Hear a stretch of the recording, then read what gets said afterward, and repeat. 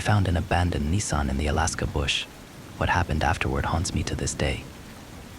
Back in my 20s, I was what you might call an adventure girl. About 10 years ago, give or take, something happened that changed that. I moved to the city, got a boring job and a boring apartment, and became decidedly averse to the outdoors. I haven't really told anyone about it in all that time, save my now wife, because, well, for one, they'd think I'm crazy, and for two, I don't want to think about it. I'm finally putting it here though, because you all deserve to hear it. After all, you probably saved my life. At the time, I had just graduated college and moved from Texas to Alaska, out of a desire for, you guessed it, adventure. I had a job doing stuff I liked. It paid well and gave me enough vacation days to get out and do something really adventurous every once in a while. One thing I'd had on my bucket list since moving north was driving the Dalton Highway. For the unfamiliar, that's a generously highway that goes from Fairbanks to Prudhoe Bay on the Arctic Ocean. It's a 500-mile, 11-hour drive in the summer, but thanks to work realities, I wasn't able to get out there until early autumn. By early autumn, the snow had started, but the plows were still able to keep the highway pretty clear, and I was driving a '95 Toyota Land Cruiser kitted out for expeditions. I fucking loved that thing. Besides that, I was an adventure girl. I was prepared. I had camping gear, emergency gear, a satellite phone, plenty of food and water, enough jerry cans for the trip there and back, and Sam Colt's greatest invention in the center console just in case. For the unfamiliar, that's the 1911. I fucking love that gun. I was planning to make the trip in 2 days, sleeping in the back of the Land Cruiser halfway. I had enough blankets to keep warm, and I had a nice comfy space back there that I could fit in. I'd have to drive slower because of the snow. I wanted to enjoy the scenery, and the sun was setting pretty early by that time of year. I had a good start that day, and the driving was fine. By the time shit went down, it had been dark for about an hour, and I was getting into the foothills of the Brooks Range. That's good scenery, and also terrain I didn't want to be going through in the dark, so I was just about ready to pull over for the night when I saw caution flashers up ahead. For the unfamiliar, a hard rule for any Alaskan is that you always pull over when you see someone in distress on the side of a remote road like that, especially after the snow starts. If they aren't prepared for an emergency, there is a very good chance that you could save their life. So, that's exactly what I did.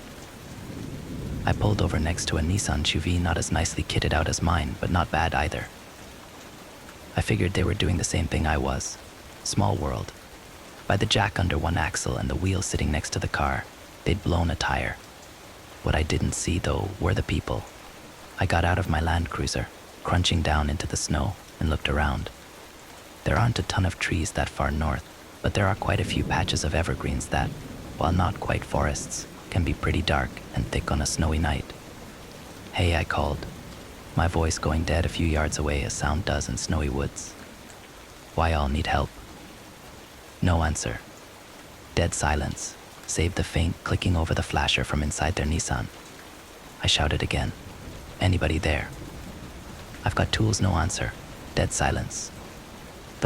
I considered myself a pretty brave bitch back then, but I'll admit that I was creeped out at this point. This vehicle definitely hadn't been here for all that long, but there was no one to be seen. Besides that, the dead quiet and the darkness of the night were unnerving. It wasn't that weird for it to be silent on a snowy night like this, that far north, but still creepy. Creepy enough that I hopped back in the car and grabbed my .45, storing it in one of the big pockets in the front of my jacket, just in case. There were bears up there. I approached the Nissan and saw footprints in the snow. Okay, not a ghost car. One pair had been crouched down at the removed tire, and the other had been standing a couple feet away, by the rear of the SUV. The latter pair had then, at some point, headed off toward the tree line. It stopped a few yards down, paced around a bit, then continued into the woods. The pair near the tire had then presumably later gotten up and ran after the first. I was no tracker, but it's not hard to tell when someone was running in snow. Now I was really creeped out. I was tempted to hop back in the car and keep driving for a good long while, But like I said, this could easily have been life or death up there. Besides, I had my .45. It could handle a grizzly. Probably. That was the worst I'd find up here. Probably. So off I went, following those two sets of footprints into the woods. It was fucking dark, but don't worry y'all, I had a really nice flashlight. Surefire, baby. Adventure girl, remember? The dead quiet seemed to get even deader and quieter as soon as I passed the tree line as sound does in snowy woods. Probably. The only thing comforting me that I hadn't gone deaf was the sound of my breath and my boots crunching in the snow. Hey, I called again, maybe 20 yards into the woods. Is everyone okay? This time I got a response. It was a woman's voice, and it sounded afraid. Over here it called. Help. I got a spring in my step at that, jogging toward the sound of the voice, shining my light through the trees to try and catch a glimpse. Over here it called again, much closer. Help. Remember when I said why all probably saved my life? This is when that happened. I stopped. The hair on the back of my neck had stood on end, and a chill had run down my spine. Something was off about that voice. I couldn't put my finger on it, but it was just slightly wrong. I pointed my light toward where I had heard it.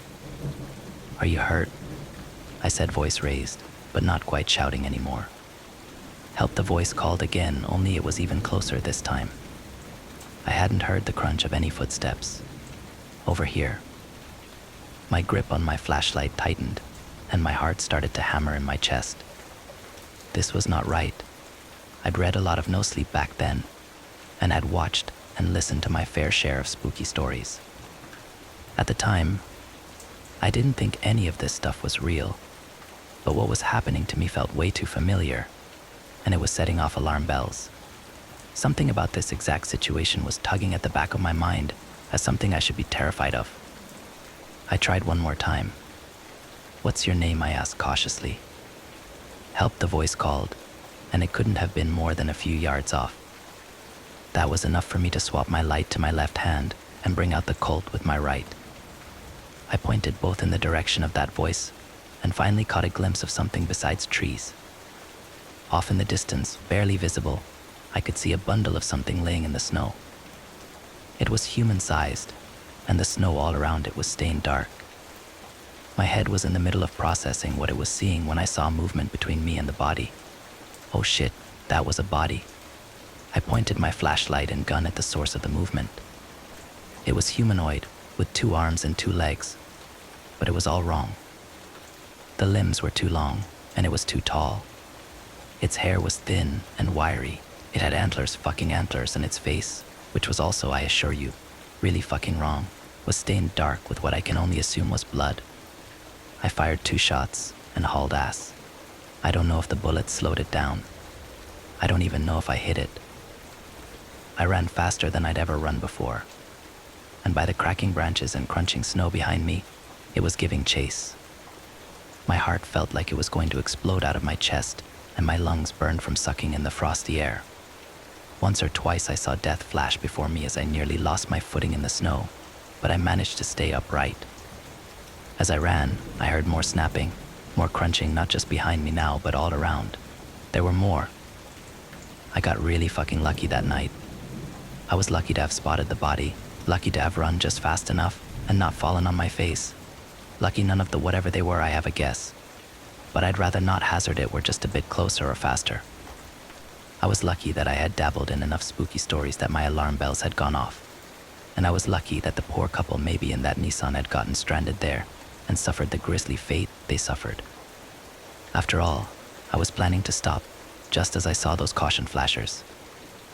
I'd have been right there, in those same woods, asleep. I don't want to think about what would have happened to me if that had been the case. I made it to my car, which I was again lucky to have left running, thinking I wouldn't go far. I leapt in, slammed and locked the door, and threw it in reverse as I saw dark, lanky shapes coming out of the trees. As I got moving, the headlights revealed what had been chasing me. I can't say exactly how many, it was at least half a dozen. All of them were similarly stretched, pale to the point of being almost white, with various forms of antlers and primitive-looking clothing. I reversed down the road as fast as I dared without risking going off and dooming myself to certain death for a good half-mile before I finally got the nerve to turn around. Then I flew down the highway all the way back to Fairbanks, only stopping once I found a nice, well-lit hotel in the middle of the city. The next day, I was back in Anchorage. I thought about calling the state troopers. Someone was going to find the Nissan, probably find the bodies. They'd find my casings, my tire tracks. I could end up a murder suspect. I decided against it, though. If I ratted myself out, I'd be a murder suspect anyway, and then they'd know it was me.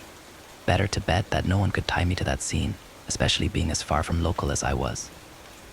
Over the next week, I packed my shit, bailed on my job and my lease, and moved back to Texas. I never ended up with police banging on my door, so I guess I made the right choice. I still have nightmares about those wrong, elongated things chasing me. I probably have PTSD, but it's not like I can talk to a therapist about it without ending up in a loony bin. I'm not an adventure girl anymore.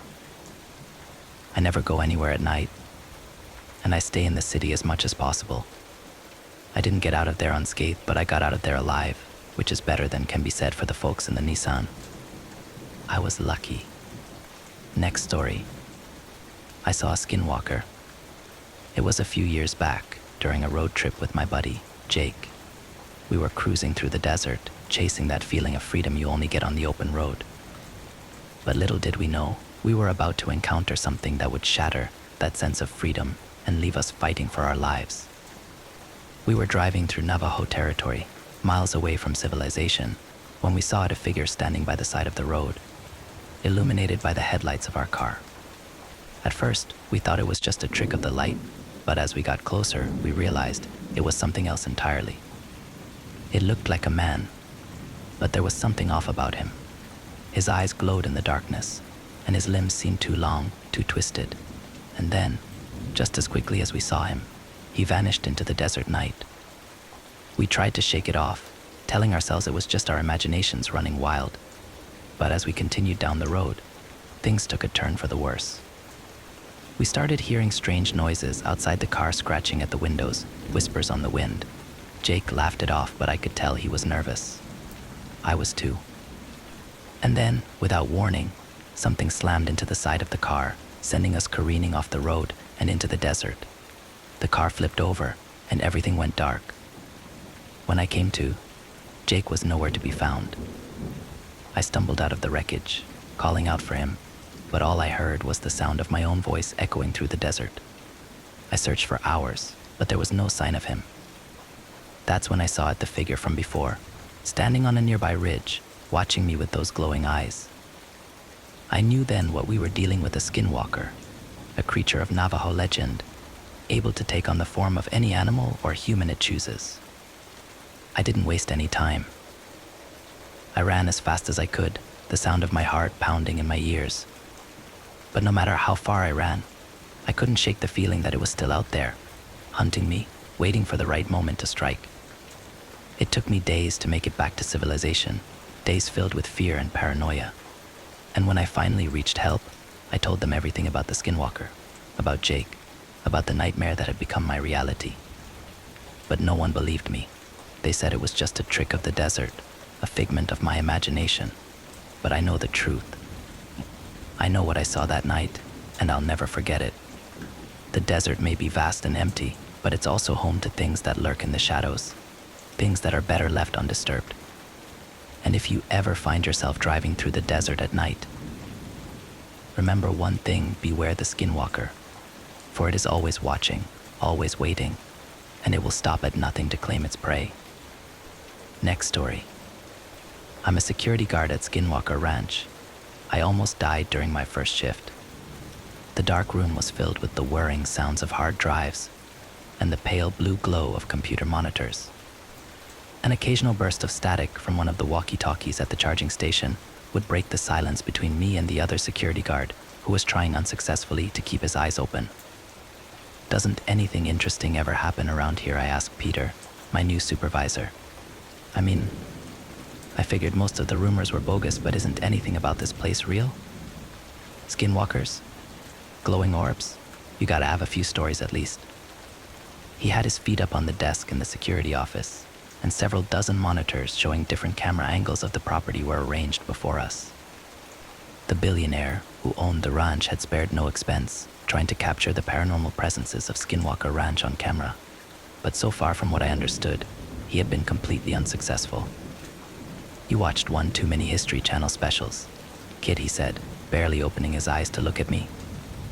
I realized he was falling asleep. There's nothing here but a rich guy with too much cash and an army of underpaid acolytes like you and me, busting our asses to document a whole lot of nothing. So what's with the body armor? And the tasers and all the safety equipment? I'm surprised they don't have us packing heat with all this stuff we have strapped to us. We looked like SWAT officers, which was completely ridiculous considering our job descriptions mostly involved eating boxed lunches and trying not to bore ourselves to death.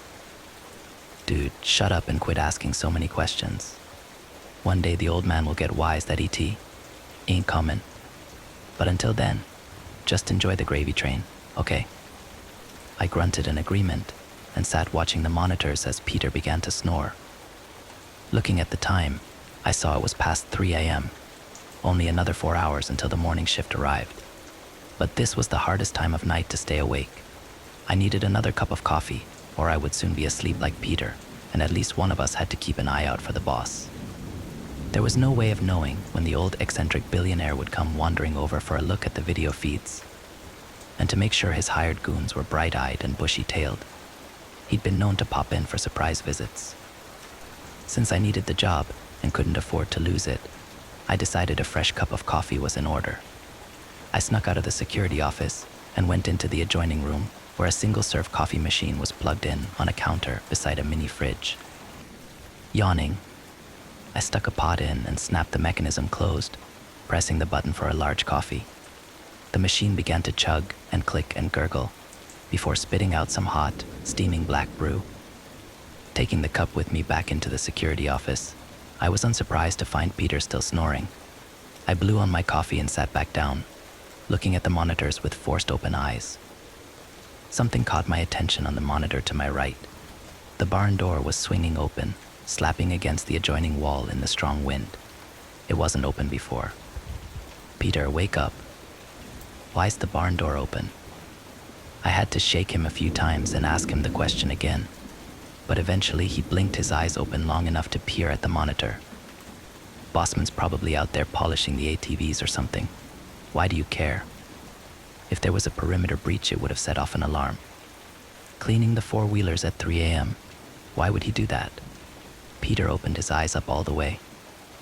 Yeah, you're right. It could be a test. He likes to do that sometimes, to make sure we're not sleeping on the job. You go out there, newbie. I'll stay here and watch the feeds. He put his helmet over his eyes, and I could hear him resume snoring a moment later. If it was the boss out there, I wasn't going to cover for Peter, I thought to myself. This guy was useless. It seemed like he didn't know the first thing about property protection or security procedures. I was worried if something really did happen, he'd be useless, or would do more harm than good in a crisis. But luckily we were on a farm out in the middle of nowhere. Besides, nothing bad ever happened at Skinwalker Ranch, despite its reputation. Or so I thought.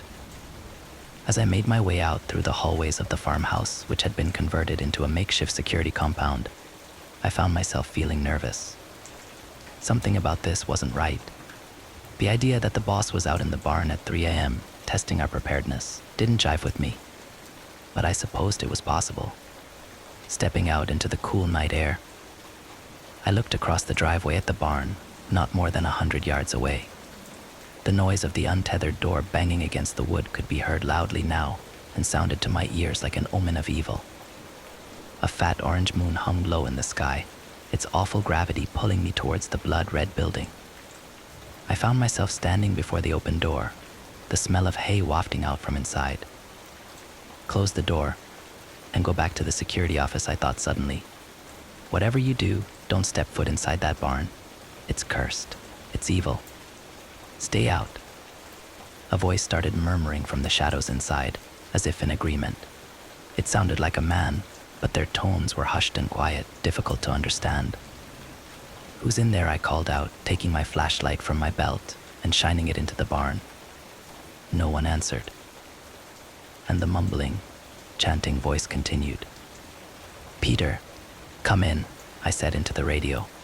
But as soon as the words escaped my lips, the walkie-talkie made a painful, high-pitched squeal of feedback, then clicked loudly and was dead. "Hello," I said again into the useless device. There was no response, and I had no way of knowing if he'd heard me or not. It's probably just the boss trying to catch us slacking off, I thought to myself, considering what Peter had said earlier. I would simply go inside and turn on the light, then the rich owner would give me a pat on the back for my prompt action in response to the practice scenario. With that thought firmly in mind, I entered the barn, my heart pounding. My body knew what my mind had not yet realized, that I was in terrible danger. When I got inside the barn, the huge wooden door slammed shut behind me, and I knew I was in trouble. The murmuring, chanting thing in the darkness continued its deliberate cadence as I turned and tried to get out, clawing at the door and trying desperately to pull it open. One of my fingernails broke off and began to bleed, but I didn't notice that until later, as the adrenaline was pumping through my veins. A moment later, the door itself disappeared. Its edges dissolved into the surrounding wood, and I backed away from it, terrified, looking up at where it had been a moment before. Such a thing was impossible, and yet it had just happened before my eyes. I was trapped. Spinning around, I saw the thing in the shadows, still chanting and now swaying back and forth. Its silhouette in the darkness reminded me of a shaman mixed with a wolfman, holding a wand or a scepter of some kind. The head of the scepter rattled and made awful, fleshy sounds like teeth being shook in a sack made of skin. I tried not to listen to the things the creature was saying, as the words felt like worms crawling through my ears and into my gray matter, invading my thoughts. It was like an itch that I couldn't scratch, like a dozen black flies crawling on my brain where I couldn't get to them with my fingers, taking occasional bites and sampling the local cuisine inside my skull. "Get out of my head," I heard myself scream, but the wicked chanting continued. The language was ancient and unknowable. Clutching my skull, that horrible, itching sensation of something worming its way into my mind continued, undeterred by my protests. I looked around and saw other dark forms were in the barn with me. They looked like shadows at first, moving along the ground like dark puddles, spreading outwards from a surrounding oil spill. But then the things began to take shape and rise up, shedding their two-dimensional forms and turning into humanoid beings with pitch-black features. The shadow creatures moved slowly and deliberately, their mouths yawning open as they approached me with curious faces. Their features were black holes within their dark forms. They reached out towards me as the chanting thing in the corner raised up its hands like a preacher in a demonic prayer service, its voice rising higher and higher in volume. Red-painted walls all around me began to drip and bleed, revealing ancient, druidic symbols which were carved deep into the wood underneath. Suddenly, the entire barn felt like a living thing, as if I was inside the belly of some great, horrible beast which was inhaling and exhaling all around me. It was hot in the barn and humid, despite the chill of the night air outside. The temperature was rising quickly, causing sweat to pour from my brow, running into my eyes and making them sting with pain as the shadow creatures started to inspect me more closely. Each one took its turn leaning in close, running its oily hands over me and judging me somehow. They made whispering noises back and forth, and a few took sample bites of me with shadowy mouths, leaving oddly non-bleeding wounds in my flesh. I cried out in pain each time, and it seemed like they were shushing me as they raised up their extremities to my face with every noise I made. For some reason, I found myself obliging. Finally, one of them seemed to settle on taking me for themselves, as the chatter between the shadow creatures stopped, and it smiled broadly, looking pleased with itself. The creature resembled a black panther about to pounce as it leaned in towards me.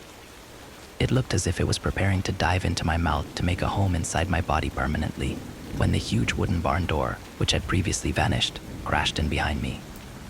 Glaring spotlights filled the space, and I looked around to see the shadow things were dispersing. The shaman creature in the corner, who had been chanting in wicked tones, made a circular motion with his wand, and a dark hole appeared in the wall, which he proceeded to exit through. It disappeared a second later,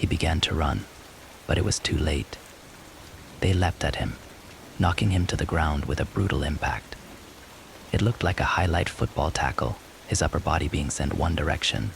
Then his legs were slammed into from the opposite angle, causing his body to contort and bend in two different ways. When he landed, he looked unable to breathe or speak, and I wondered if the wind had been knocked out of him or if they'd broken his spine. I instinctively began to run towards him, thinking I could save him, but one of the nearby guards grabbed my arm and pulled me back. If not for that, I'd probably be dead. Squad. Firing positions, the guy in charge of the group yelled, and they all fell into formation. Meanwhile, the demon wolves were tearing Peter to pieces. One of them had its jaws around his face and was squeezing like a vice grip on his skull. The other one was shredding his torso with its teeth. Ready. Aim. Fire.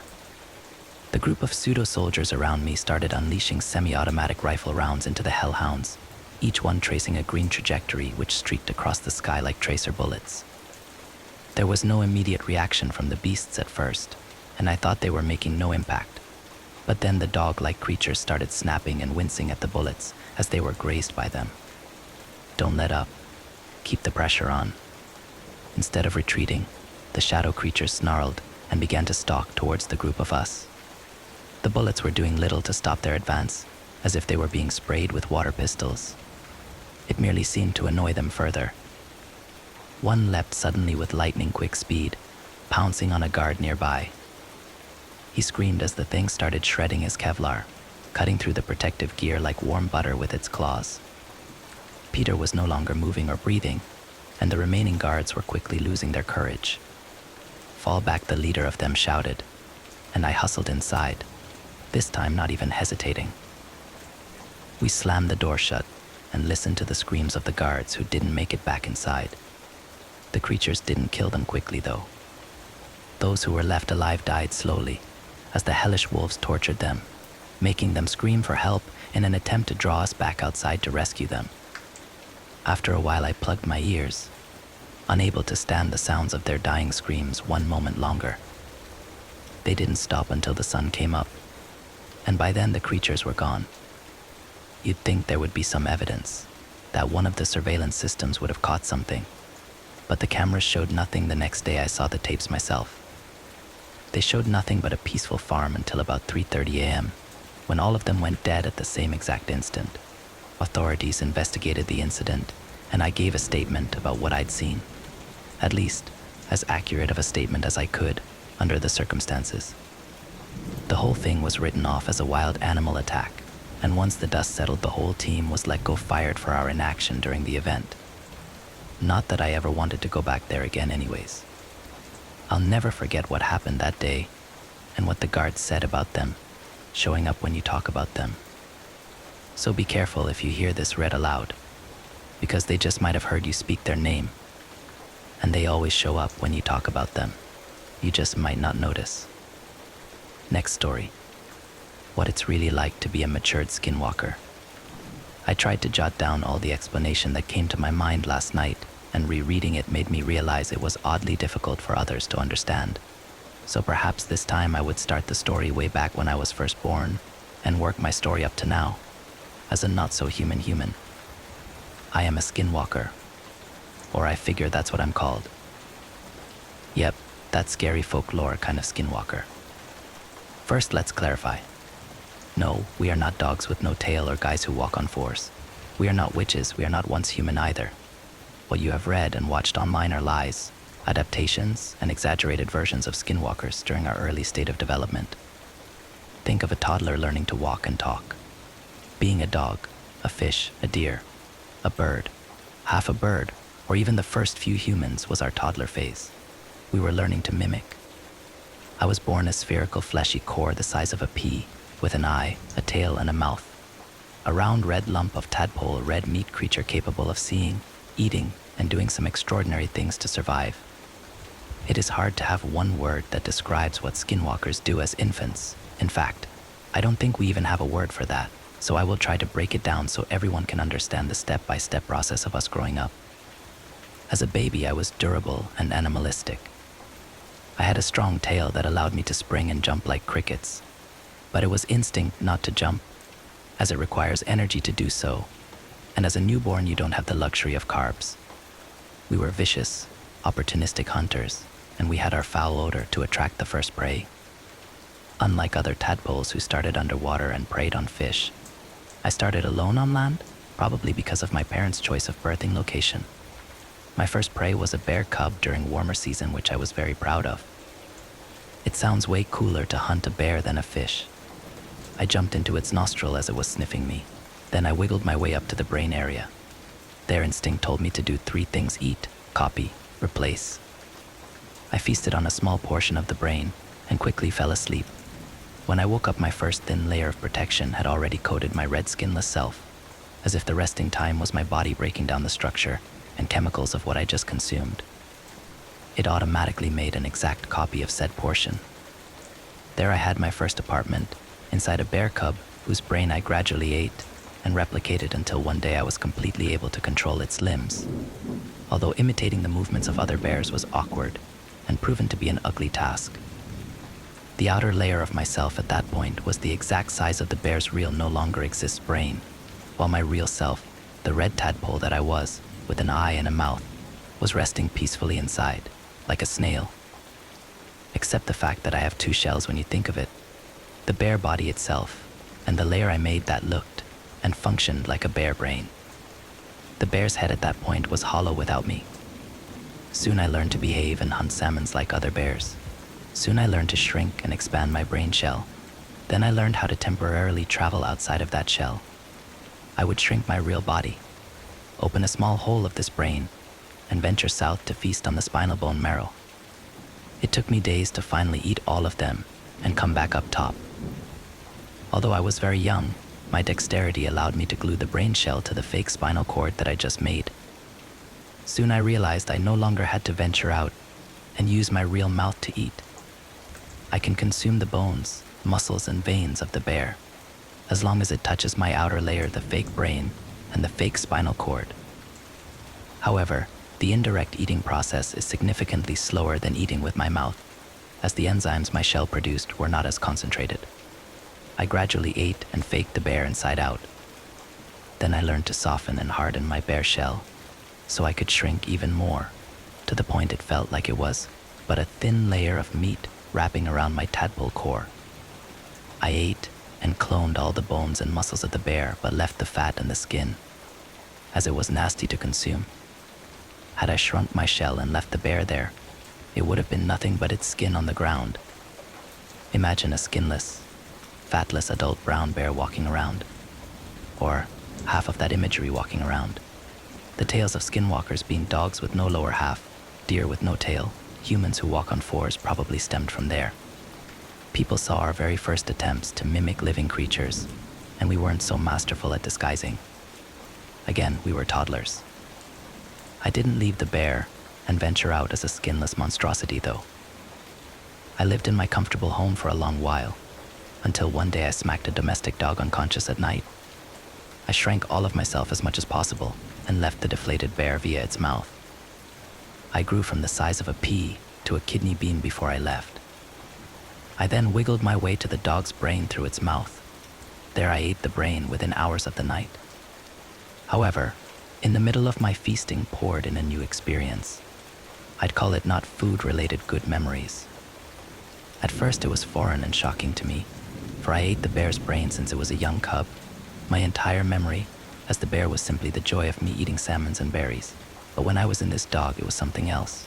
Joy and happiness that weren't associated with food, but with a foreign creature that was significantly taller than me. And in the dog's memories, the creature always showed its teeth, as if it was trying to eat the dog. I learned that showing teeth means aggression behavior back when I was a bear, because that was what older bears did. They tried to scare each other with their teeth. I thought this creature, the human, was trying to eat me, the dog, but at the same time, the dog itself associated that aggression with joy. As a baby skinwalker, I didn't know shifting from one species to another would be such a challenge. And that was 11 years ago. I'm in a male human host now, and I don't need to eat anymore, if not at all. I only eat to maintain the host's body. I don't take over people for the sake of comfort eating either. I only eat when I need a new identity.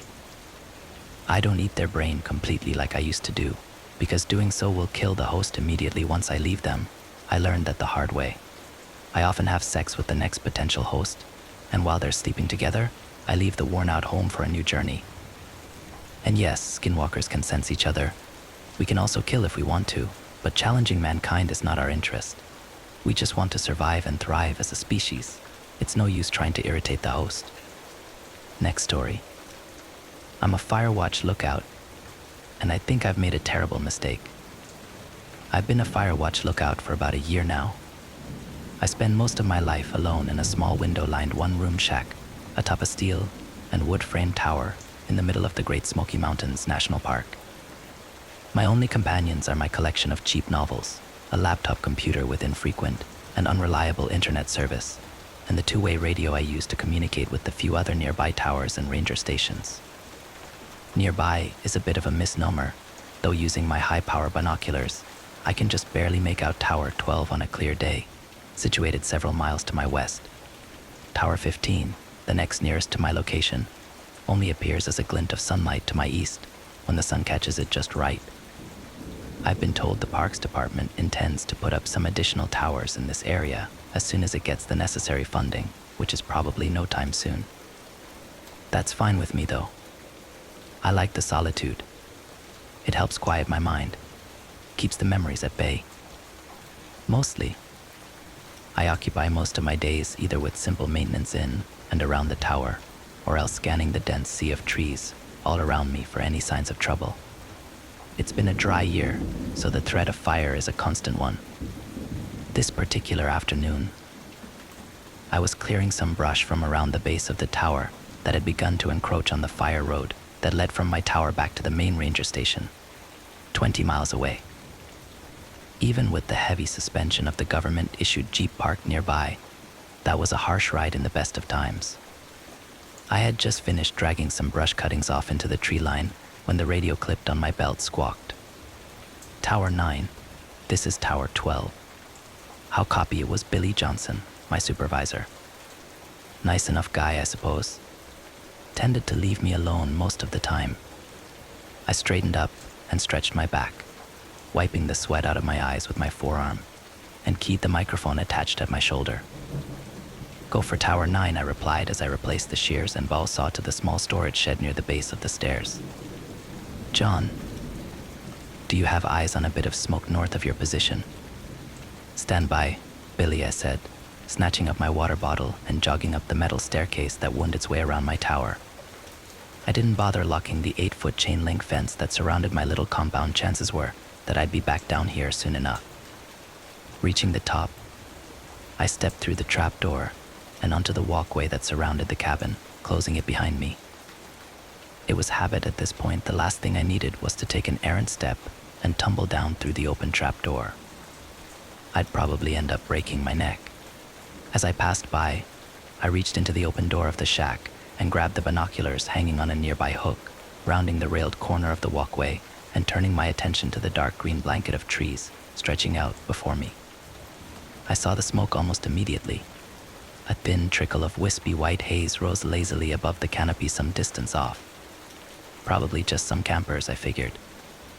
Though there weren't any approved campsites in that area, we always had more than a few folks every season who decided that camping off trail in the deep bush sounded like a hoot. Most of them come back just fine, oblivious to the danger that this wilderness presents to anyone not adequately prepared for its risks. Some of them have to be brought out by search and rescue. Some of them just don't come back. A member of the Rangers, or maybe even a random hiker, will occasionally trip across the deserted remains of a campsite and report it in. Those are the spooky ones, the ones where the people have just vanished and left behind a perfectly set up campsite. No explanation, no clues, just a deserted clearing, often with perfectly intact tents and personal effects. But there are bears and mountain lions, along with a handful of lesser predators that roam these forests, and sometimes they get hungry enough to stalk and even kill humans. And that doesn't even take into consideration the much more likely probability that folks step out of their tents at night to take a piss in the woods and very quickly get lost and can't find their way back to their camp. Most humans aren't suited to survival in the wilderness, unfortunately. My radio squawked again. Tower 9, what's the word? Yeah, I see it, Billy, I said. Looks to be a couple miles due north of my tower. What's your plan, he asked, and I knew what he was asking. Keep an eye on it and hope for the best, or take a trip over and investigate. After a brief moment's pause, I sighed with resignation. It's probably just a campfire, but I guess I'd better head on over and take a look, just to be sure I didn't relish the thought of a trek into that area of wilderness, to be honest. It was the only area I hadn't explored during my time here. There weren't many trails headed in that direction, and the ones that did were badly overgrown and too narrow for the Jeep. A couple miles hike might not seem like a lot, but when you're out here, alone, the dense trees seem to stretch on forever. 2 miles can seem like 100. Roger that, John Billy replied. Take your pack and your rifle and check in periodically. Will do. Tower 9 out, I said, replacing the binoculars to their hook and shouldering the red canvas backpack waiting dutifully in the corner chair. I grabbed the rifle from its rack over the doorframe, checked to make sure it was loaded, and headed out. As I locked the gate behind me, I threw my pack into the back of the Jeep and set the rifle beside it. The Jeep wouldn't get me too far before the brush made the trail impassable, but if it saved me even a half-mile of hiking, it was well worth it. The sun was still high in the sky. I had plenty of time to get there and back before dusk, as long as I didn't dawdle. I started the engine and put the Jeep into gear, turning the wheels towards the unmaintained trail to my right. After only a few moments, the trees and canopy obscured any trace of the watchtower behind me. I was actually able to push the Jeep farther than I had expected, a pleasant surprise. I was probably a mile along the trail before it shit the bed, and a massive pine lay across the path, much too large to go over. The dense underbrush around me precluded the possibility of going around, and I immediately lamented not bringing the chainsaw with me. Cutting it up and winching the pieces out of the way wouldn't have been too difficult and would have saved me a ton of trouble. With a quiet curse, I stepped out of Jeep and grabbed my gear from the back seat. I smiled to myself as a quote from a certain fictional adventure seeking archaeologist suddenly came to mind. We walk from here.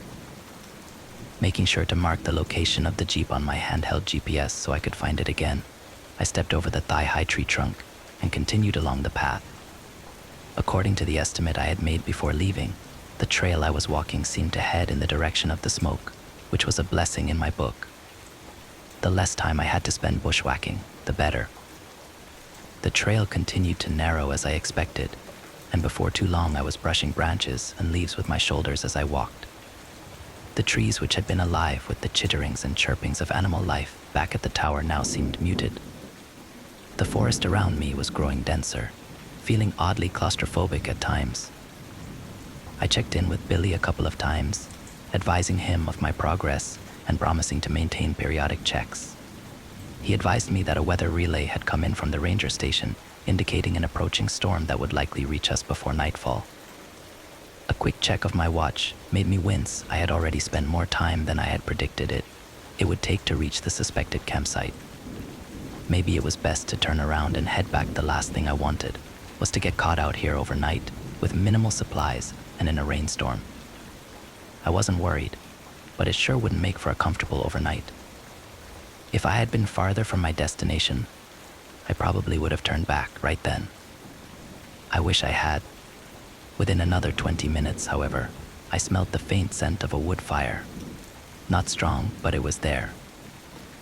I was even more certain of what I would find when I reached them. When I stepped out of the now almost non-existent trail and found myself in a sparsely treed area amidst a dozen or so wooden shacks, I halted in surprise. I had reached the base of a hilly rise, covered in heavy forestry, and these old, forgotten cabins looked like they had been some sort of small settlement.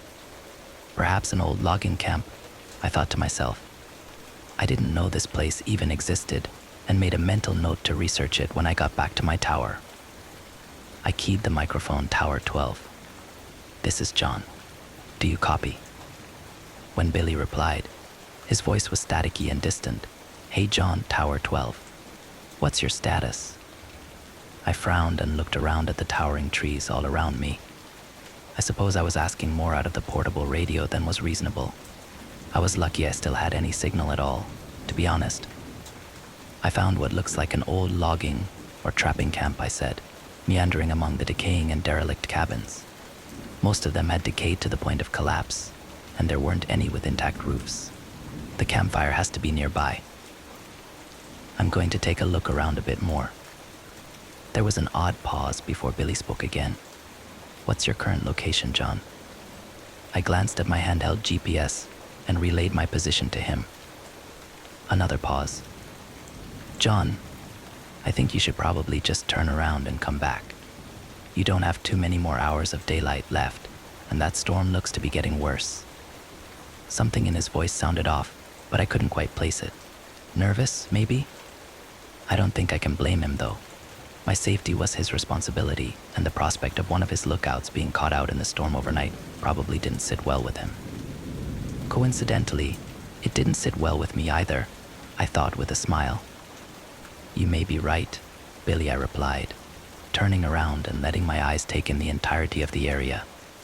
I think I'll just head. I stopped as my eyes caught sight of the bright yellow nylon tent, just beyond the last of the structures. Repeat your last, said Billy. I didn't get that. Stand by, Tower 12, I said absently, making my way to what I now realized was a small cluster of 3 modern tents situated around a central fire ring. The fire had been extinguished, but the embers still smoldered lowly, the source of the smoke. I looked around for the campers, but didn't see or hear anyone. Sleeping bags and electric lanterns were still in the tents, though I couldn't find any backpacks or supplies. Hello, I called out, turning in a circle and trying to pick out any signs or sounds of human life. I'm with the Forest Service. Is anyone there? Nothing but the muted echo of my own voice. I was about to just dump some dirt on the remaining embers of the campfire and call it a day when I noticed the narrow footpath heading towards the slope. I could see clearly the recent footprints in the soft dirt, heading away from the camp. I keyed the microphone at my shoulder again. Tower 12, this is John. I found the source of the smoke. It's a campfire, all right. Nothing to be concerned about. Billy answered almost immediately. Roger that, John. Head back home. I paused a moment, curiosity pulling me towards the footpath. I'll be heading back shortly, Billy. I just want to check something out first. I wouldn't screw around out there, John, Billy replied, an edge to his voice.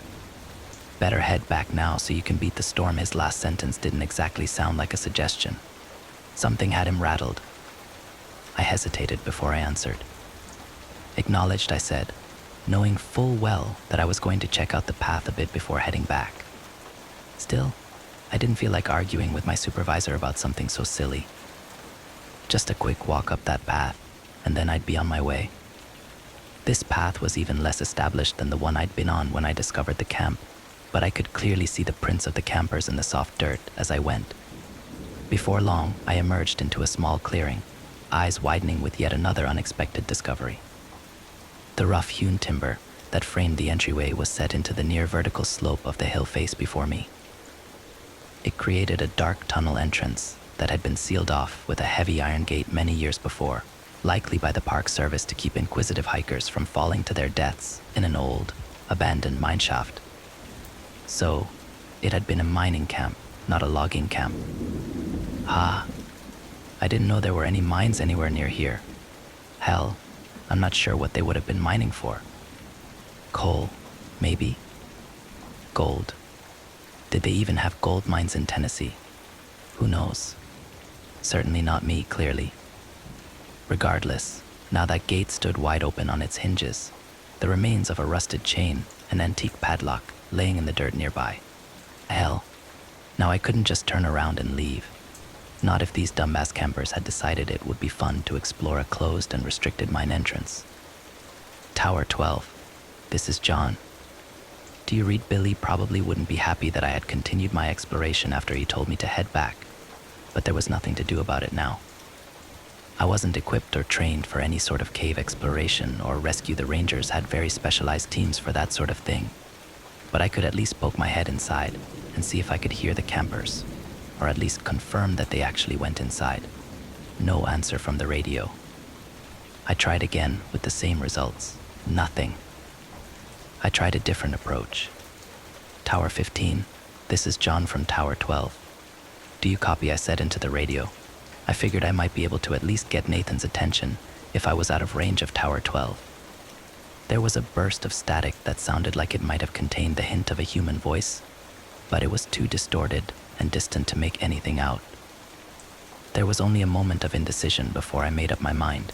I knew it was reckless to go into the mine, especially when my supervisor was under the belief that I was currently on my way back to my tower, but I just had this nagging intuition that something might be wrong with this whole situation. Maybe someone was hurt and in need of help. I couldn't just leave them there, knowing that I might be their only chance of rescue. In retrospect, I should have turned back and called it in to the ranger station. They could have mobilized the SR teams that specialized in cave rescues. I should have, but I didn't. I pulled my powerful LED flashlight from my pack, turned it on, and headed into the pitch black darkness of the mine entrance. The walls and floor had been smoothly carved many years ago, which made my footing uneventful, and the tunnel itself was mostly a straight shot. Several times during the first few minutes, I turned back to watch the bright square of daylight at the entrance gradually shrink to a pinpoint of light. By the time I had taken the first dogleg turn of the tunnel, I was in complete darkness. It was a very strange feeling, oppressive almost. At one point, I turned off my flashlight experimentally, but after only a few seconds, I quickly flicked it back on. In that time, my heart had been pounding in my chest, and some primal fear had begun growing inside of me. I took a moment to calm myself. The darkness was absolute. It was almost as if you could feel it pressing in on you. My footsteps seemed much louder than they should have on the dirt floor, and the air was beginning to grow cold and damp the farther I went. After another 100 feet or so, the smoothly carved tunnel ended abruptly in a wall of rubble. I couldn't tell if it was a cave-in at some point, or if this was simply where the miners stopped digging and hadn't bothered to remove the debris. But either way, it certainly appeared to be the end of the line. And then I saw it. I almost missed it because of the way the light and shadows played over the head-sized rocks strewn before me. But when I looked closer, I realized I was looking at a ragged hole in the wall. It was only 5 feet across or so, and definitely didn't look like the deliberate formation of the tunnel I was standing in now. It almost looked like the miners had broken into a natural void of some sort. Interesting, but there was no way in hell I was going in there. I was definitely not trained or outfitted for any sort of spelunking trip, and it didn't seem the sort of thing suited to the learn-as-you-go method. Just as I was turning back to make my way out of the mine, I heard the distant sound of voices echoing from the opening in the stone wall. The sound was faint and may have just been my imagination, but I didn't think so. "Hello," I called, pressing my face into the black abyss of the hole. "Can you hear me? I'm with the Park Service. I'm here to help you." Nothing. The air from beyond the breach was cold and smelled stale, old, wrong. I felt as if I didn't belong here. None of us did. There was a long moment of unbroken silence, and then I heard a voice again, closer this time. Did you hear that it said, presumably to a companion? It sounded like a young woman, nervous, uncertain. "Hello? Is someone in there?" That settled it for me. I carefully crawled through the opening and into the space beyond. Shining my light around, I found myself in a small natural chamber, maybe 30 feet across, and with an uneven ceiling of jagged rock that barely cleared my head. The first thing that caught my attention was the cracked lantern laying on the ground. It looked old, very old, maybe 100 years or more. A thick layer of grime and age covered its soot-blackened tin surface, and the glass was thick and uneven. Beside the askew lantern was a small, leather-bound book, partially buried in the dirt and dust, with a moldering leather strap securing it closed. It looked like a journal, and without a thought I tucked it into my backpack, raising my light back up to scan around the room. "Hello," I called again. I couldn't hear the voices anymore, but the narrow beam of my flashlight illuminated another tunnel in the far corner of this room, mired in darkness. Can you hear me? Once again, I got that feeling that something wasn't right. Then the voice came again, closer this time. Did you hear that? Hello? Is someone in there, she asked, her voice trembling with apprehension. I hesitated, frowning. Something didn't seem right about the voice, but I couldn't put my finger on it. Before I could summon my words to respond, another voice called out. This time it was clearly the voice of a young man.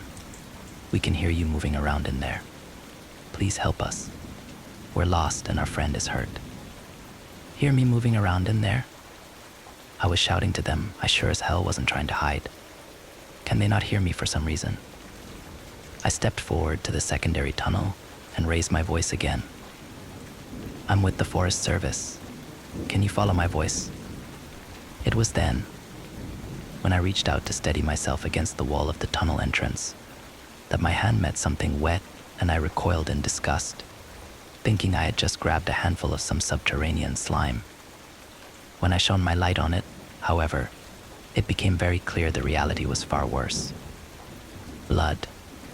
I stepped back, trying to keep the panic that was fighting to take control of my rationality at bay. I needed to keep a level head now.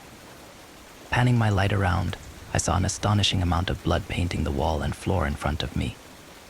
Somebody had definitely been hurt, and badly. With blood loss like this, I wasn't sure I'd be able to stabilize them long enough to get rescue in here. What the hell happened here? And why did the hikers continue into the cave after one of them was injured this badly? Unless they'd lost their light and gotten turned around, there was no way for them to get lost. There hadn't been any branches to this tunnel since I first entered. All they had to do was turn around and walk until they saw daylight. The man's voice called again, colored with the unmistakable tinge of fear. What the fuck is that? Hurry up, Becky. Take my hand. He seemed to be getting closer, at least. If I could guide them to my voice, maybe I could get them out of here. Get to higher ground and radio for a rescue evac. They had a helicopter permanently stationed at the main ranger station. It could be here in 20 minutes if I was able to reach them. The woman's voice came again, and this time I froze. Did you hear that? Hello? Is someone in there? All at once it hit me, and the indescribable unease I had been mostly successful in repressing now fought back with renewed vigor. I realized at that moment what I had missed previously. The woman had repeated herself twice more now. No change in her inflection. No variation in emotion or urgency. It was exactly the same, down to the syllable. It was like I was listening to a recording. What the fuck is that? Repeated the male voice, now even closer. Hurry up, Becky. Take my hand. Below the words, I thought I could hear the stealthy sliding of something soft over rocks. It seemed like it wasn't too far beyond the tunnel entrance now, but I wasn't going to wait for it. I didn't think that what I'd see emerge from the darkness would be a couple of college kids who'd had a rough time of it during a weekend camping trip. Now allowing my panic to run free, I turned and threw myself through the cave breach and landed roughly on the flat stone floor of the mineshaft beyond, skinning my hands to hell and banging my knee on a rock. Scrambling to my feet with a hiss of pain, I ran as fast as I could, not realizing until I finally burst into the waning light of the late afternoon light that I had lost my rifle somewhere in that cave. It was darker than it was when I first entered the mine, and a quick glance to the sky showed the angry black thunderheads that had moved in as promised much faster than I had expected. I quickly swung the iron gate closed on screeching hinges and looped the chain between the bars as tightly as I could, securing it rather lamely with the hasp of the broken padlock. I stood there a long moment, bent over and hands on knees, as I tried to catch my breath, outside of the mine entrance. When I felt the first drops of the coming storm on the back of my neck, I straightened and looked through the bars of the gate into the ominous darkness beyond, realizing how ridiculous my barricade really was. It wouldn't do much good if something tried to get out, but at least it made me feel a little better. Until I heard the voice echoing from the mine shaft, getting closer. It was unmistakable, uncanny. Hello? Can you hear me? I'm with the Park Service. I'm here to help you. By the time dawn arrived the next morning, I had climbed down from my temporary shelter in the low boughs of a red cedar and tried to work out all the painful kinks from my stiff shoulders and neck. The night had not been kind to me, but I was alive, which is more than my fear-stressed mind expected after yesterday. The night had been harrowing, there was no better word to describe it. The rain hissed among the trees and stung exposed skin angrily, driven by the banshee wail of the wind rushing through the forest, and was accentuated by the chaotic flashing of lightning and heart-stopping crack of thunder. Because of this relentless chaos, it's difficult to say with any certainty. But throughout the night, I thought I heard something large trying to move stealthily in the forest near my shelter.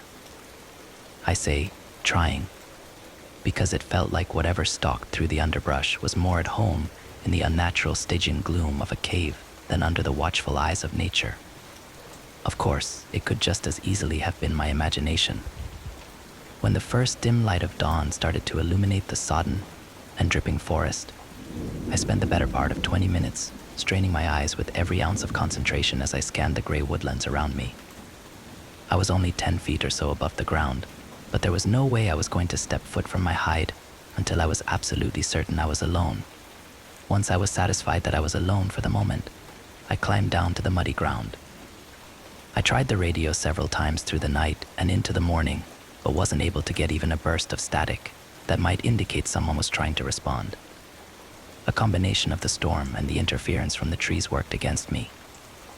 My first thought was to get back to my Jeep as quickly as possible and run every drop of gas out of its tank, trying to get as far away from this place as I could. When I checked the GPS to see how close I was to its marked position, however, I found the unit unresponsive and with a disastrous crack across the screen that seemed to mock my dismay. Probably caused by my less than graceful scramble from that damned cave. No rifle, no radio, no GPS. Perfect. I still had a compass and the rising sun to guide me though, and that was something. I was only a couple miles from my tower, which should have been somewhere due south of where I stood. I knew that once I got close, I should be able to either find the service road or the tower itself, so there wasn't much danger of getting myself lost at least. It was a small comfort, but one I gladly took. I moved through the trees and undergrowth with more speed and recklessness than I probably should have. An ankle broken by an errant misstep would have been bad news. Still, even though I hadn't heard or seen anything of my late-night visitor, I couldn't help but feel like I was being watched.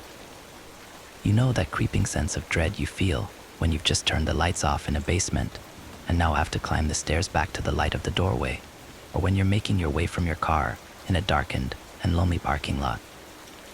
It's the feeling that something is there, something much more suited to the dark than you are. It's that same feeling that pushed my footsteps almost to a jog as I traversed the uneven ground and storm-felled detritus that tried to hinder my passage. For the next hour I moved at this pace, aware with every rasping lung full of breath that I should pause and rest for a few minutes, knowing that pushing myself to fatigue would only increase my chances of falling or hurting myself. I imagined myself lying in blinding pain next to an unseen chuck hole, clutching at a broken leg and watching as the sunlight began to dim with the onset of dusk, waiting for whatever haunted my trail to find me. What would happen then? Would I even have time to look on its visage before it struck? Did those campers in the cave? A misstep and stumble that nearly made this nightmare a self-fulfilled prophecy jarred me back to the present. Against all instinct, I forced my pace to slow, first to a trot, then to a walk. Then, reluctantly, I stopped completely, trying to catch my breath while I scanned the dense woodland around me. Nothing. No, not nothing. As my heart began to slow and my breathing returned to a more manageable cadence, I turned my gaze back in the direction I had been headed, and an unconscious smile found its way to my lips. The sun had risen high in the morning sky during my flight, and now I caught the flash of its reflection on the windows of my tower, not 200 yards directly ahead of me. I laughed aloud with relief, fully aware that the fear-tinted eruption was closer to the manic cackle of lunacy than anything else. I didn't care though, and my feet started forward again on their own, quickly reaching a brisk pace. A few minutes later, I burst out of the trees into the maintained clearing surrounding my tower, feeling the full sunlight on my face for the first time since yesterday morning. Had it only been a day? It seemed like longer. I was so filled with relief that I didn't even register the fact that a forestry department jeep sat parked near my fence-enclosed tower until I started entering the combination into the gate lock. The faded white 12, emblazoned on the corner of the windshield, told me that it was Billy's jeep, which wasn't much of a surprise. I realized, after a moment. After not hearing back from me, I was more surprised I hadn't returned to find an entire SR team making preparations to search for their lost puppy. I punched the 4-digit code into the mechanical combination lock on the gate and stepped through, making sure to close and lock it behind me. I stood there a moment, staring through the tall chain-link fence at the dense tree line, wondering if something waited just out of sight in the shadows, staring back at me with hungry anticipation. I shook myself of the sudden chill as best I could and made my way quickly to the staircase, taking the steps 2 at a time. Billy was going to be pissed at me, I was sure, but the thought was a fleeting one that didn't take purchase. His displeasure was the least of my concerns right now. When I reached the top, I threw open the trapdoor and suddenly found myself looking down the muzzle of a very large rifle.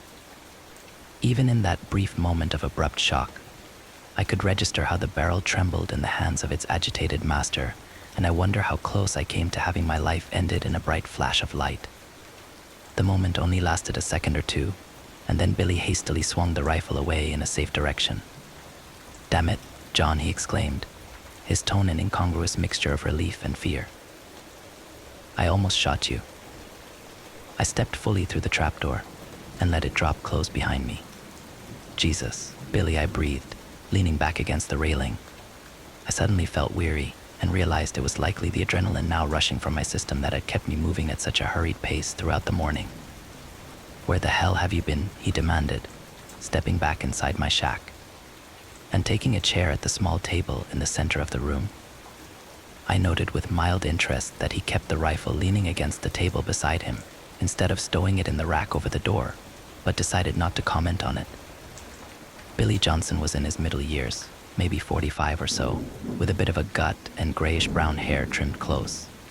He wore an impressive mustache that reminded me of something an Old West gunslinger might groom.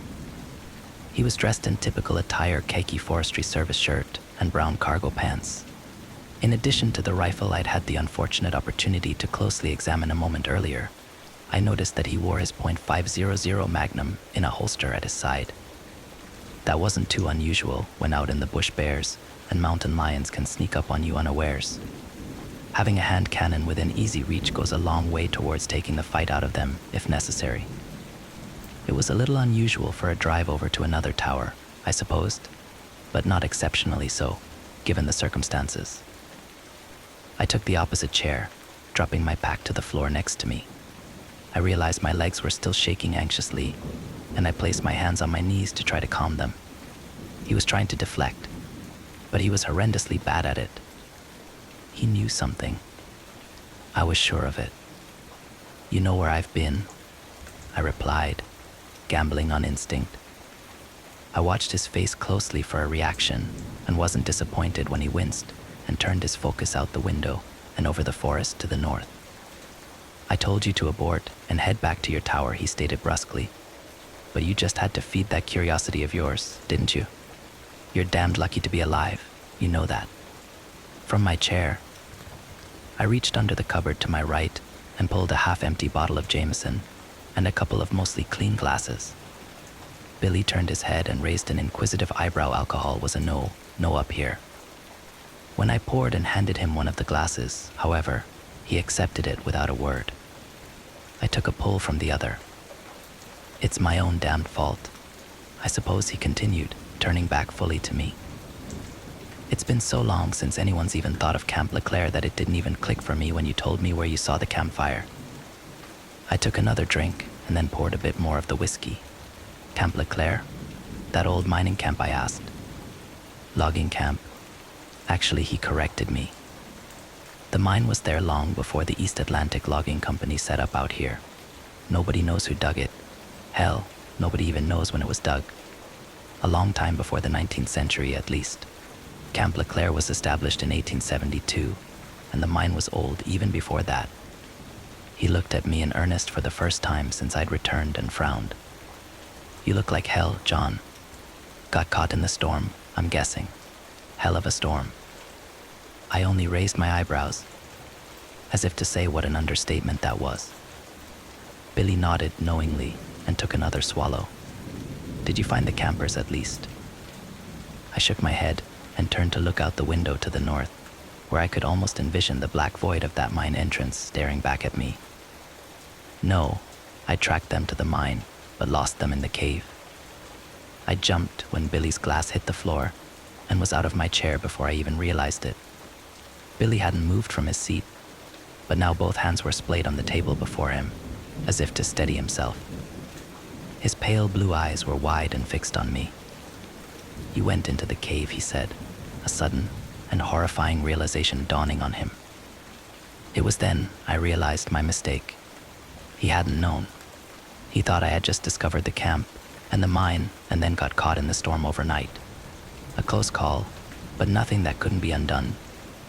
Yeah, I replied, nodding slowly, deliberately. Yeah, I went into that cave looking for the campers. The gate had been cracked open already, not sure when or by who. I leaned forward in my chair and stared hard at him. Billy, there's something in there. I think it got those campers, and I think it followed me out. Billy Johnson's face had gone white then, and I thought for a moment he might pass out. He scooped his glass up from the floor with numb fingers and poured himself another splash of whiskey, downing it in a gulp. When he spoke again, it seemed far away, distant. Kowetami. That's what the Chickasaw called it, and they were here long before we ever were. Angler is what the white man called it, among other names. Kowetami. He nodded. False brother, lying man, or something like that. Hell, I don't know, what do I look like, a translator? It means bad, no matter what language you speak. It means something is out there that isn't supposed to be. Something that was locked away a long time ago and forgotten.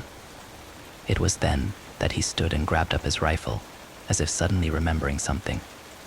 I need to get back to my tower and make a call. Now. I gestured to the radio base station sitting patiently on the table near the door. Why not use mine? Billy shook his head. Sorry, John, but it doesn't work that way. Special phone. Special number. I just hope I'm not too late. I started to stand. I'll go with you, I said. He pointed a stern finger at me and narrowed his eyes. No, you stay here. Strap on your handgun and make sure it's loaded. His voice was calm, almost cold, and didn't leave much room for debate. Still, I had no desire to stay here alone with whatever this angler thing was roaming around out there. Billy, I can go with you. I can help. I started to argue, but was quickly cut off when he took a menacing step towards me, and I realized quickly how much I'd underestimated him because of his normally easy manner. You will stay in your goddamn tower, and you will follow your orders, he roared, and I unconsciously took a step back and reclaimed my seat, only managing a shaken nod in acknowledgement. He took a trembling breath, pointed at the radio, and said in a slightly less terrifying tone, and keep that thing on. As soon as I'm back at my tower, I'll radio you with updates. A moment later, he was gone, and the trapdoor slammed shut behind him. I stood and retrieved the Pelican case from under my cot. Inside was the same model of .500 Magnum revolver that Billy had been wearing, heavy and cold in my hands. I loaded it and belted on the leather holster, feeling the reassuring weight tugging at my waist. John, I heard Billy call from below and went outside to the walkway, leaning over the railing. He was standing beside his Jeep 50 feet below, shielding his eyes from the bright sunlight as he looked up at me. Make sure to keep everything locked. I'll come back for you, he shouted. I raised a hand to him and slid the latch shut on the trapdoor with my toe. I turned back into my shack as I heard Billy's Jeep fire up and a moment later drive off down the rough service road towards his tower. I glanced back to the north, to the place where I had first seen the campfire smoke rising the day before, and suppressed a shudder. I was alone again, safe in my tower and armed, but alone. Abruptly, like an unexpected wave of nausea, The feeling that I was being watched washed over me with a chill, making the hairs on the back of my neck stand on end. I looked back over my shoulder to where Billy had been only a minute before, but saw only the rough service road and dense, impenetrable tree line beyond that. Probably just my imagination, but the feeling didn't diminish, and with every passing breath, I was more and more certain that there was something nearby. Just out of sight, standing stone still in the gray-green foliage, waiting. Waiting. I stood there a long moment, eyes straining for any hint of movement or alien shape among the shadows, but if it was there, my human eyes weren't sharp enough to pick it out. I stepped back through the open doorway of my shack and dropped down into the chair again, my eyes catching the bottle of whiskey before me.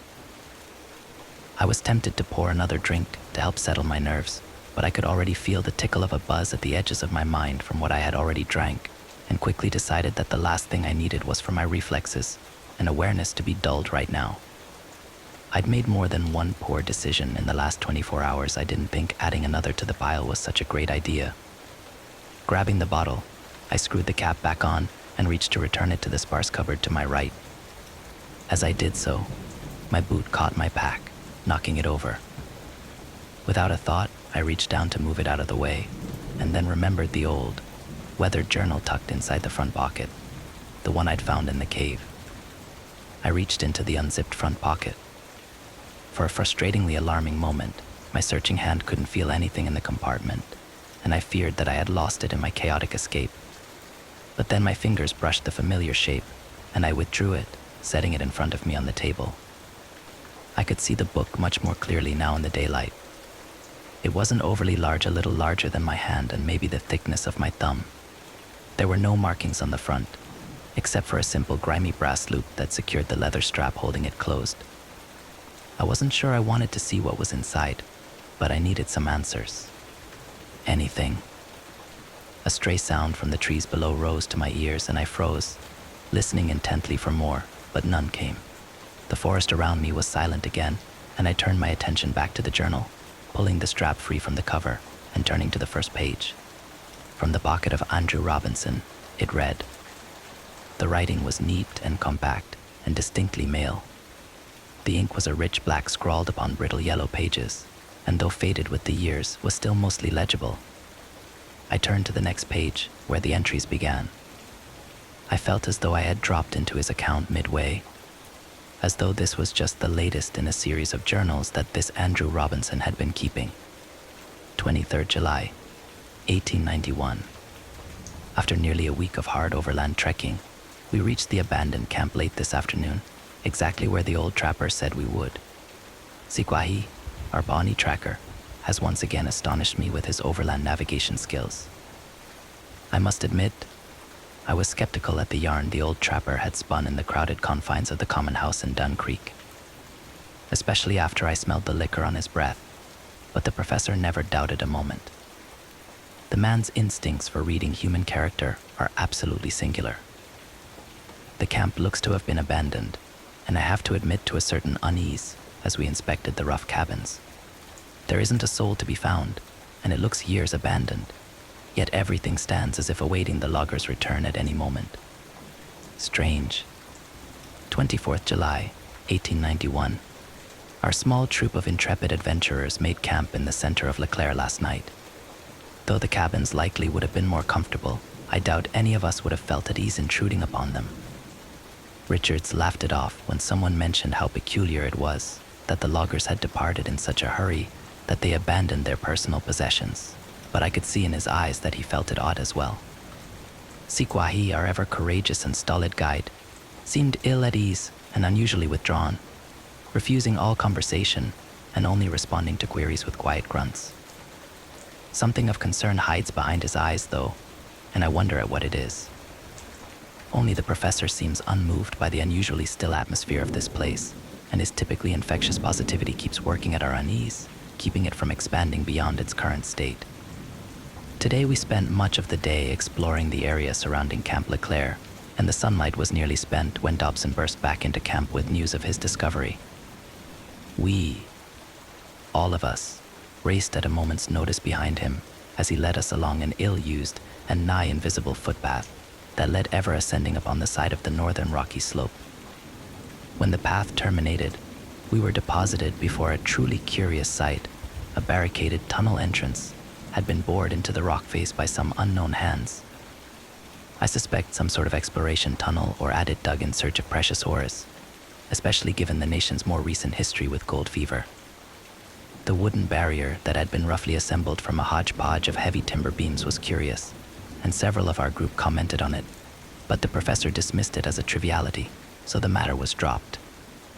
It is far too late in the day to proceed further, but we plan to penetrate the barricade and enter the tunnel in the morning. The excitement among the men is palpable. 25th July, 1891. Sikwahi is gone. He took his supplies and his prized Winchester rifle and fled sometime during the night like a phantom. This is a shocking blow to us all, but none more so than to the professor, with whom the Pawnee tracker had partnered for a number of years across much of the eastern states.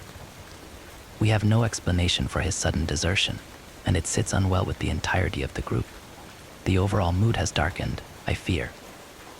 Still, we must push onward. 25th July, 1891, addendum. It took more than 2 hours of hard labor, but we were finally able to gain entrance to the mines shortly before noon today. Richards managed to get his boot caught between two heavy timbers as he stumbled forward, straining his ankle with a terrible cry. We feared it broken, but Dr. Franklin assured us that the bones seem intact. Regardless, Richards was taken back to the camp, where he will convalesce while the rest of us make our entry. His part in our exploration has come to an end for now. We made our way in a single file through the added tunnel for some way before reaching its carved end, the light from our oil lanterns providing regrettably inadequate illumination over the rocky surroundings. When we reached the terminus of the mine tunnel, our hearts sank for a moment before the professor gave an exclamation of discovery and suddenly disappeared through a nearly hidden rift in the wall, surrounded by jagged rocks. We eagerly followed him through, careful of our footing as we went, and found ourselves in what I can only assume to be an accidental breach by the miners into a natural cave system. The air was chill, unmoving, but our excitement at this discovery allayed any concerns or discomfort this might have caused. The professor directed us to set a secondary camp in this new chamber, which will be used as a staging point for further exploration. So we spent the rest of the day bringing supplies from our main camp and constructing a smaller version in this moderately sized chamber. By the time we completed this endeavor, the efforts of the day precluded a start to the exploration until the group has had the opportunity to rest and replenish their energy. I feel I will sleep well tonight, despite the anxious excitement buzzing around my mind. 26th July, 1891. Another shock when we awoke this morning. O'Connor is gone. The Irishman, who has ever been reliable and constant as the North Star, was assigned first watch last night. There is no trace of him, and no indication that he took any provisions, or even his personal rucksack with him. I fear his natural inquisitiveness may have gotten the best of him and led him to explore the deeper caverns beyond our ad hoc base camp, for his lantern is the sole item that has gone missing with his person. The professor immediately rallied the rest of our small group, 7 in all, now and mounted a search for our lost companion. I tried to caution him against rushing into action, but he was not to be deterred. To my dismay, I was the sole man ordered to remain here at camp whilst my companions took up their supplies and launched deeper into the cave system in the event young O'Connor returned in their absence. I was understandably disappointed, but grasped the logic of it well enough. I would loathe to think of O'Connor returning only to find us all gone and then losing himself again trying to find us. I shall endeavor to rest a bit. With luck, my companions will return before long with our lost compatriot. 27th July, 1891. I am at my wit's end and am unsure how to proceed. It has been more than a day since the professor led the rest of the men in search of poor O'Connor, and I have felt their absence as keenly as I am aware of my own solitude in this cave. I have seen nothing of our missing companion or of the party that delved deeper into the system yesterday morning, and I know their lanterns did not have sufficient fuel to carry them this long. Without other means of illumination to guide their return, I fear they are hopelessly lost. I, myself, had to return to Leclerc for more lantern oil for my own waning light. I must admit with no little embarrassment some reluctance to my return to this dark place, which no longer carries any of its former adventurous excitement or fascination. It is now nothing more than a doorway into the deep places below the earth, where men were never intended to tread. But the growing apprehension is not the worst of it. The sounds. By heaven's grace, the sounds. I first became aware of them last night, as I dimmed my lantern and tried to set myself to sleep. At first it was only an indistinct and muted echo that may have been interpreted as nothing more than the distant whistle of wind or other natural sound, distorted by the unique acoustics of this place. But then I heard the distinct tonal qualities that could only be a man's voice. I instantly rose and took up my lantern, raising the flame and rushing to the entrance of the cave that had swallowed my companions. There I stood, listening with such keen focus that I felt beads of sweat upon my brow. I would swear upon a holy book that it was the distant calls of the professor himself, and I eagerly called back with as much fervor as I could summon, hoping desperately to guide them back to me. However, the instant I called out, the voices vanished, and I was met only with the suffocating silence of an open tomb. There I stood, straight as a sentinel, praying for a response from my friends. After several minutes of absolute silence, my thoughts began turning to dark things. I became painfully aware that anything beyond the weak cast of my lantern would be utterly invisible to me, but I, on the other hand, would be lighted as a beacon to it. I pushed these thoughts from my mind as forcefully as I could, inwardly chastising myself at seeing ghouls where none existed, and was about to call out again to my lost companions when I heard it. The voice came again, echoing from the claustrophobic abyss that lay before me, mired in the blackest darkness one could imagine. It was still some distance away, I estimated, but I was certain it seemed closer now. When the third time I heard it, I was just barely able to make out the words, but it was enough to be sure. My own words echoed back to me from the depths of that damned cave, and in my own voice. I staggered and nearly dropped the lantern at that moment. Could the legends be true? The professor always seemed to believe them, though I must admit I attributed his faith to the unwavering certainty he held in those things lost to antiquity. He had always maintained that a legend, especially one whispered by so many indigenous peoples without mutual contact, must have some root in truth. But that line of reasoning is antithetical to modern civility, and I must reject it and focus on the more probable explanation that my already stressed nerves were turning my fears against me. The voices must be those of my companions, lost in the dark, but near enough to hear their calls. They must be. I am not certain what lies next, but I know that I cannot abandon my companions, my friends, to wander the darkness until they fall from exhaustion or dehydration, not while I might yet help them. I will leave this written account at the entrance to the cave. This lantern is nearly spent, but I have another with a full vessel that I will take in its stead. If I do not return, at least someone may know of our passing here. May God be with us all. I closed the journal with a trembling hand, momentarily lost in what I had just read. How was it possible? The journal was more than 130 years old. No animal alive then could be what pursued me now. What if it's not an animal? The sudden burst of static from Billy's call that simultaneously erupted from my radio base station and the portable handset clipped at my shoulder made me jump and drop the journal on the floor. Heart pounding, I cursed under my breath and keyed the microphone. "Go for Tower 9, I answered, my voice tight. As I spoke, my eyes drifted out across the sky to the east, where darkened thunderheads had been unknowingly gathering and marching slowly in my direction. I shook my head, icing on the cake, I thought. "John, what's your position?" asked Billy. The self-assured authority that had filled his tone before was strangely absent now, replaced with something else. Fear? I frowned a moment at the question before answering. "Where do you think, Billy?" "I'm in my tower, just like you told me." A strange pause before he spoke again. "John, this isn't some sort of joke, right? You're not outside of my tower." I was growing more agitated by the moment. What sort of question was that? I had no jeep. There was no way I could have made it to his tower in such a short amount of time, even if I'd wanted to. "No, Billy," I answered with more force than I'd intended. I'm not outside of your fucking tower. Why I stopped mid-sentence, a horrified realization sweeping over me in that moment. I tried to speak, but my mouth had gone dry. Billy was all I could muster. The radio was silent as my eyes slowly drifted to the west, where I could just make out the small, lonely shape of Tower 12, barely visible over the darkening blanket of green. Was that a gunshot? Next story. My friend and I went hiking, and I'm starting to think she never left those woods. My friend Samantha and I were so excited to take a road trip together to go hiking somewhere further from home. We'd been talking about it since we graduated college a few years back, and finally found the time. Well, she always made the time. It was mainly me that had trouble balancing work with anything else.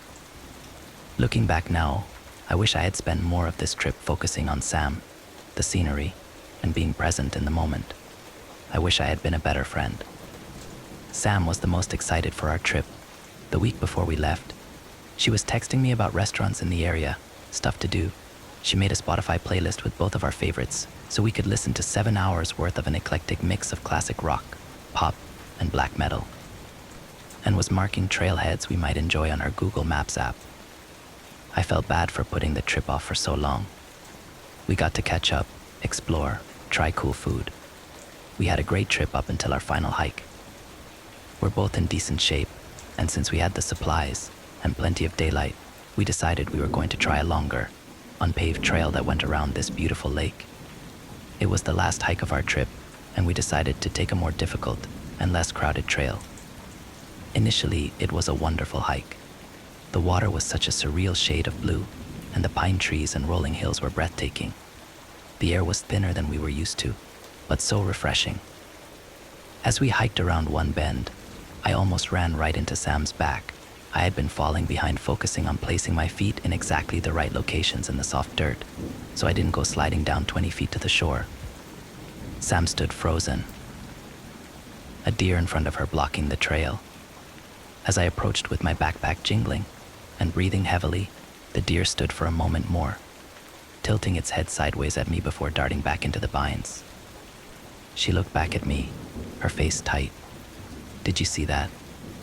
The deer? Yeah, it was pretty magical. She gave a little laugh as she started up again so we could both move on to the section of the trail that had sturdier footing. No, something was wrong with that deer. It was way too comfortable around me, and I don't know if you could see or hear it, but it was drooling and making these weird sounds. We continued on in silence after that as we focused on our footing and the scenery, stopping every so often to take pictures. One time, when we were stopped, we heard rustling to our right, higher up on the hill. I got the bear spray out and held onto it. It seemed to be walking parallel to us, roughly matching our pace. It sounded big too. Eventually, the hiking trail rose to meet the higher part of the hill, and I couldn't help but sigh in relief. I'd been so worried I'd roll my ankle and tumble down the mountain. So it was good to have more room so I wasn't walking right on the edge. Back in college, I'd sprained my ankle badly but couldn't afford to see a doctor. It healed a bit oddly, and since then my left ankle has been iffy. After a while, I needed to sit for a moment, walking uphill for an hour in addition to the 6,500-foot elevation. I was struggling. Maybe I'm also a bit more out of shape than I had been willing to admit to. Sam sat with me for a moment, but then saw some wildflowers about 10 feet into the woods and left to go take a quick picture. With her gone, I felt a sudden chill. Something was watching me. Sam, I called out nervously as the rustling grew louder, and I gripped my container of bear spray tightly. It stepped out of the woods and it was just a deer. Or more specifically, it was the deer, the same one that Sam had encountered. Now that she had pointed it out, I could see what she was saying. The deer had no issues approaching me. It was scrawny, walked slowly, but like it had a bit too much to drink, and it was definitely drooling. I jumped up and waved my arms at it go away. I knew it was sick, and the poor thing was confused and probably suffering, but it creeped me the hell out. It cocked its head and seemed to be studying me, looking me up and down. It approached me and made some sort of gasping sound. It was opening and closing its mouth in a way which deeply unsettled me for some reason. Sam. She came running towards me from the woods, and when I turned back, it had gone. Are you okay? What happened? The creepy deer was back. I know it sounds silly, but think it's been following us. I told her how it had been behaving. Do you think it's rabid? Poor baby, she said sympathetically, possibly. Or, I wonder if it has CWD. Either way, we should probably let the park rangers know just in case. We had decided we'd stick together, but after a few miles, she ended up ahead of me again. She tends to inch forward to get pictures, whereas I tend to walk past sites, then have regrets and double back to take pictures. I had walked back a bit, and was sitting down angling my phone weirdly to try and fit the scene in front of me in the frame when I heard Sam's voice, but I couldn't make out what she was saying. Hey, I'll be right there, I said, my voice raised slightly, assuming she was talking to me. Then, she screamed, Sam. I stood up and tried to walk as quickly and carefully as possible. Her screaming changed from fear to agony, and it sounded like she was sobbing. I wasn't sure what happened, but I could tell she was scared and likely hurt. I suddenly realized I was still holding our only canister of bear spray.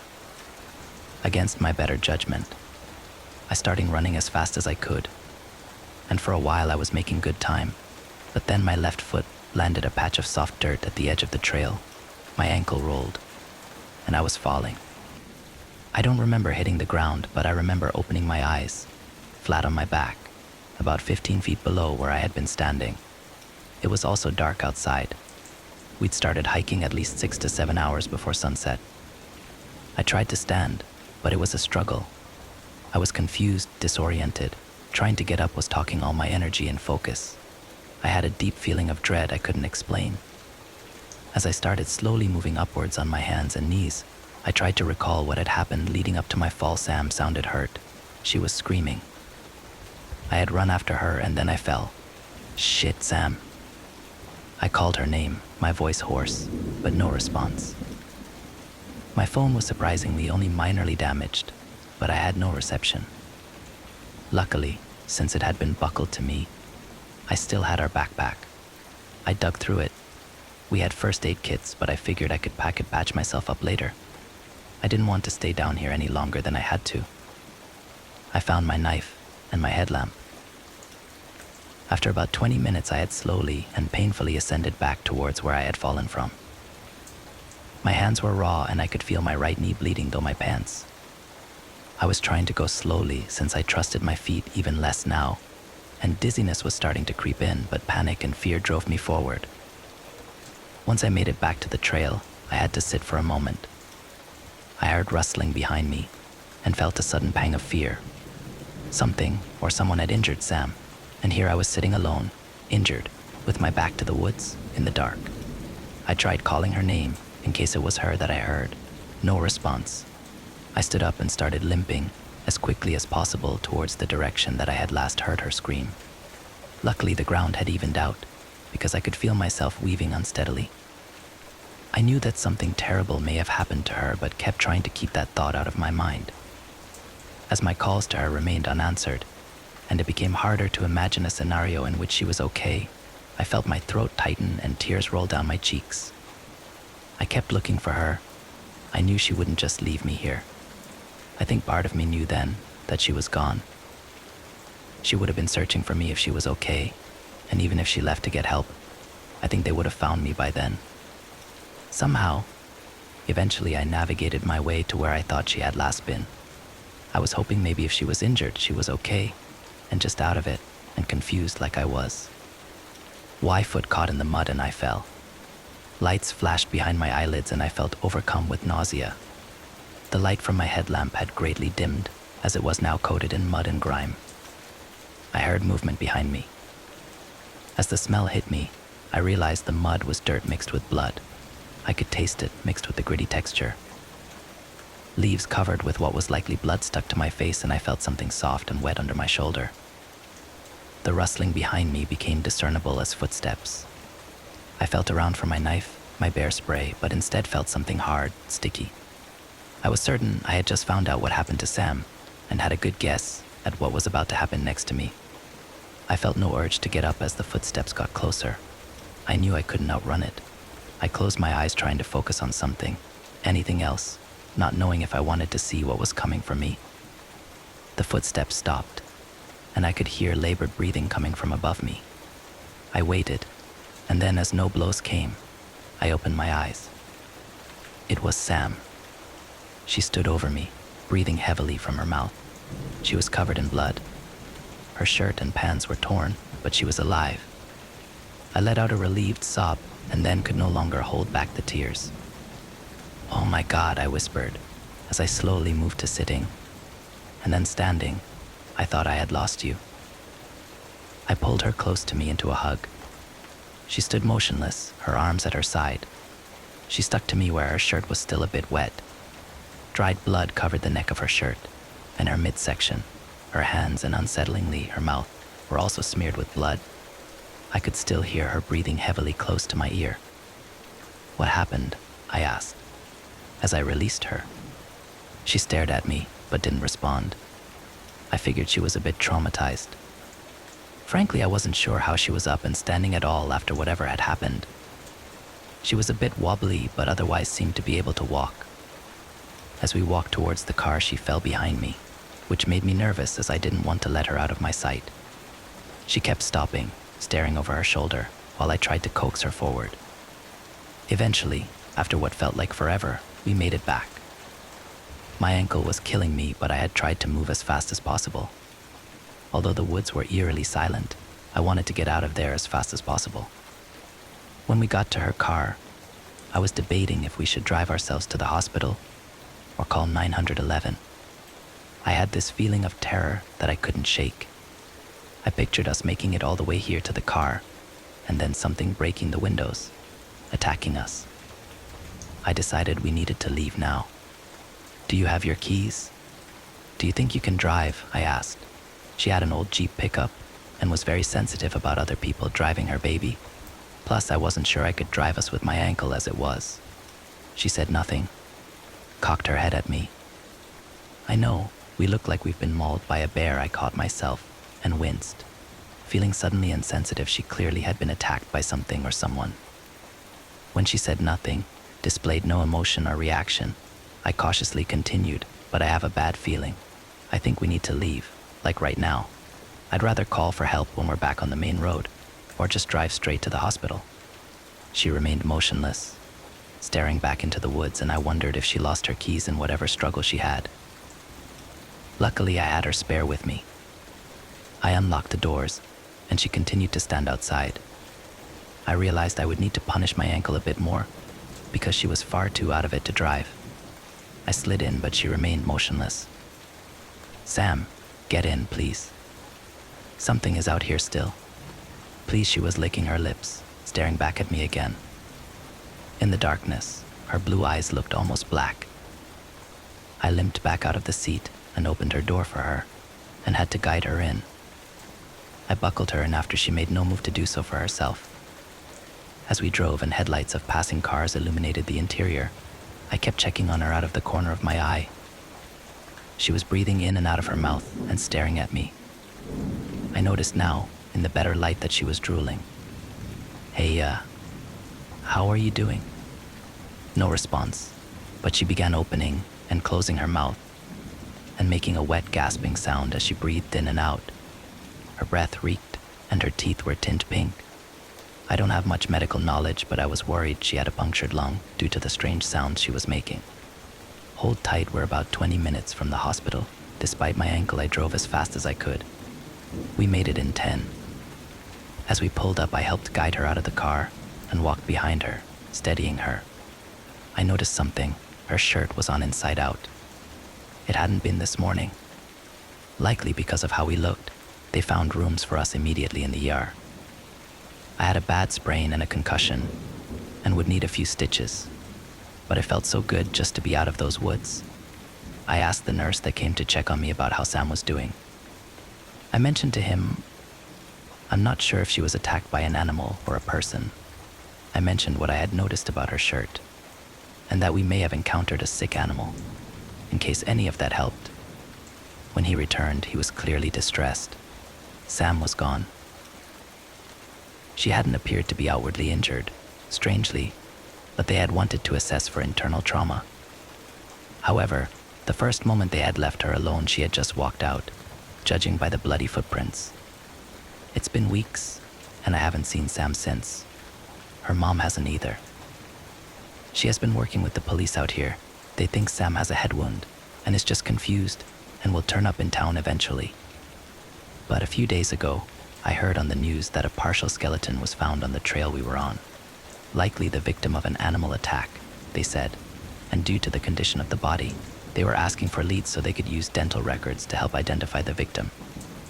This might sound crazy, but I think it's her they found. I don't know how to explain it, but I don't think Sam ever left those woods that night. It's my fault. And I don't know what that thing was that I drove into town. If you live in southern Colorado, please be safe. I'm sorry.